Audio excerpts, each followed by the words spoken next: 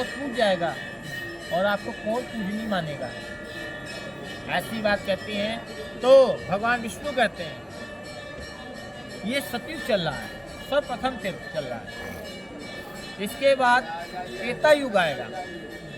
हेतु अपने स्थान को बिछाते थे, वहाँ पर बैठते थे, अपना यज्ञ संपूर्ण करने के लिए यज्ञ चालू करते थे, समापन करने हेतु या चालू करते थे, तो उनका यज्ञ खंडित करने के लिए राक्षस लोग आ जाते थे। क्योंकि राक्षस लोग अगर ये देखते थे अगर ये लोग अपना यज्ञ पूर्ण कर लेंगे तो सब जगह विजय प्राप्त हो जाएगी, हर जगह कलयुग का सतयुग का वास हो जाएगा और हर जगह पूर्ण प्राप्त होगा, हर जगह पूजा पाठ चालू हो जाएगा। कोई भी हमारे देवता को या हमारे राक्षस देव हैं उनको तो उनकी पूजा खंडित करने के लिए लोग सब करते थे। तो कभी हड्डी डाल देते, कभी मांस डाल देते थे, कभी साधु को उठा के उस यज्ञ में खंडित कर देते थे, तो उनका यज्ञ खंडित होकर उनका विघ्न हो जाता था, रुक जाता था और ऋषि लोग वहाँ से उठ के भाग कर दूसरे स्थान पे चले जाते थे। जब दूसरे स्थान पे चले जाते थे राक्षस लोग पुनः आके उनका यज्ञ फिर खंडित कर देते थे। ऐसे करते करते 1000 साल बीत जाता है और 1000 साल बीतने के बाद ऋषि लोग चिंतित हो जाते हैं कि हमारा जो यज्ञ है कैसे पूर्ण हो और ऐसा कौन स्थान है, ऐसी कौन भूमि है जहाँ पर हम सुरक्षित रहें और हमारा युग पूर्ण हो और जहाँ पर कलयुग का वास ना हो। ऐसा मन में विचार करके सभी 88,000 ऋषि व्यास जी के पास जाते हैं और व्यास जी से प्रार्थना करते हैं, हे गुरुदेव कोई ऐसा स्थान बताइए जहाँ पर हम बैठकर शांतिपूर्वक यज्ञ कर सकें, ऐसा कौन स्थान है। तो व्यास जी सभी 88,000 ऋषियों के साथ में ब्रह्मा जी के पास जाते हैं और ब्रह्मा जी से स्तुति करते हैं, वंदना करते हैं और कहते हैं प्रभु कोई ऐसा स्थान बताइए जो स्थान पे हमारे 88,000 ऋषि यज्ञ पूर्ण कर सकें और जहाँ पर कलयुग का वास ना हुआ।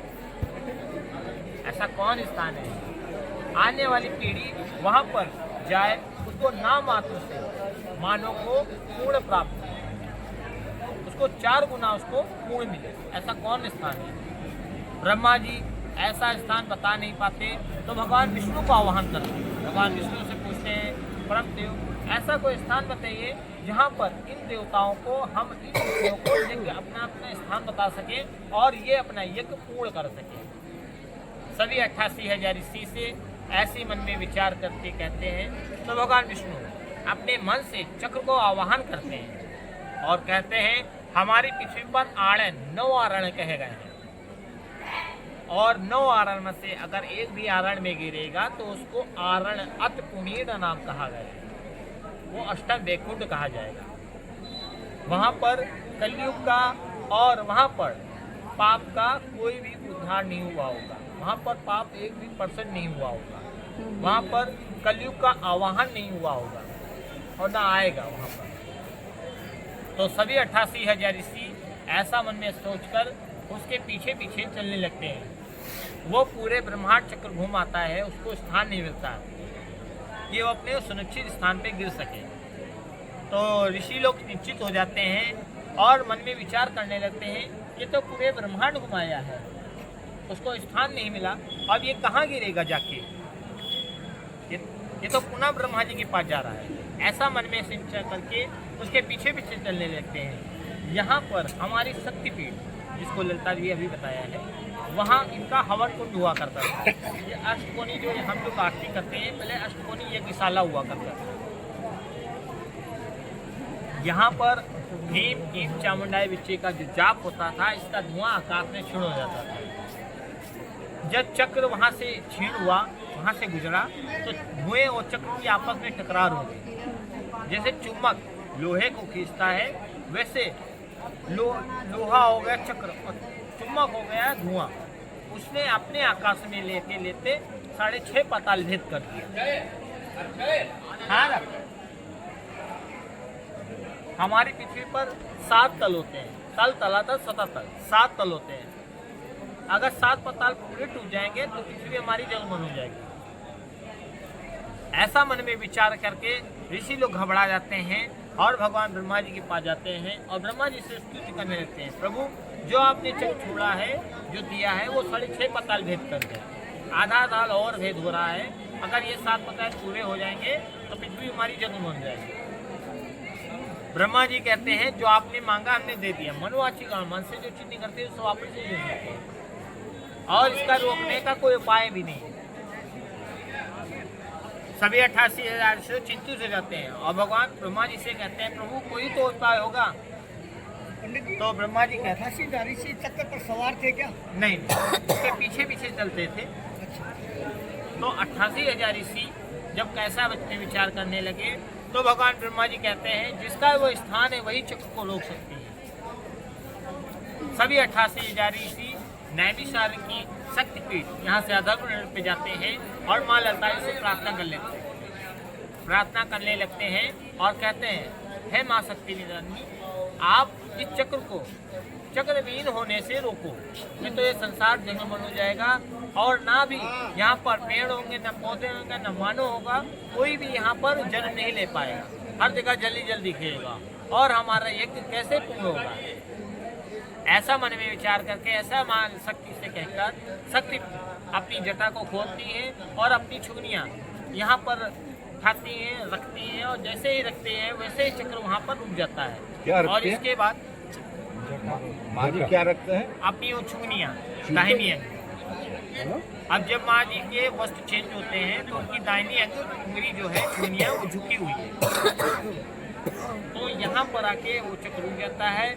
इसके बाद सभी 88,000 ऋषि यहाँ पर तपस्या करते हैं और यहीं से सभी देवी देवता यहीं पर आकर यहाँ पर आते हैं। यहाँ पर स्वयं राम भगवान, जब भगवान राम के रावण से वध हुआ, उनके दाहिने अंग से बार उगाया, तो उनके ऋषि ने बताया कि आपके उनके गुरु जी ने कि आपको ब्रह्म दोष लगा है, जिसको ब्राह्मण दोष कहा जाता है, और इसका निवारण तभी होगा जब आप नैमिषारण्य में हत्याहरण नाम का तीर्थ है वहाँ पर आप स्नान करेंगे, तभी आपका हत्या ये जो है ये बाल हटेगा, नहीं तो अन्यथा ये आपका ब्रह्म दोष होगा।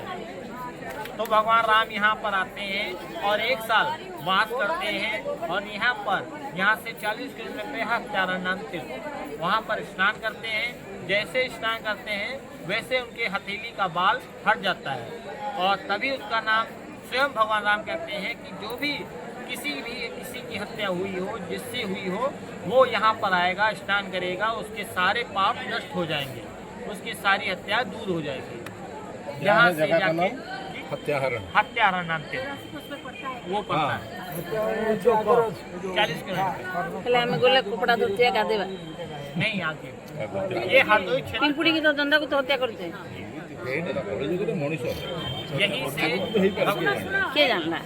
हमारे फागुन में जो 84 कोष परिक्रमा होती है, स्वयं भगवान राम जी ने अपनी पत्नी के सहित और अपने एक भाई के सहित तीनों परिवार सहित राम, लक्ष्मण और सीता माँ यहाँ पर 1 साल वनवास किया और यहीं पर 84 कोष परिक्रमा प्रारंभ की और यहीं पर आके नैनीताल में समापन किया। और यहाँ पर फागुन में उड़ीसा के, नेपाल के, मध्य प्रदेश के, बंगाल के, हर देश के लोग आते हैं और यहाँ पर 14 दिन विश्राम करते हैं और 14 दिन यहाँ पर 84 कोष परिक्रमा घूमते हैं, भ्रमण करते हैं और भ्रमण करने के बाद पुनः यहाँ पर नैमिष भगवान, हमारे जो नैमिष भगवान हैं जिनका नाम है नैमिषारण्य, वो नैमिष भगवान आते हैं और सभी भक्तों को यहाँ पर जैसे हम ये नैमिष मठ जब आप मार्केट जाएंगे इसी से पूछ लेना है कि नैमिष मठ कहाँ है, आपको बता देगा। इस के नीचे बैठकर उन्होंने 4 वेद 6, 7, 18 पुराणों की रचना की। अभी तो व्यासदेव को रचना की, लेकिन और जो हमारे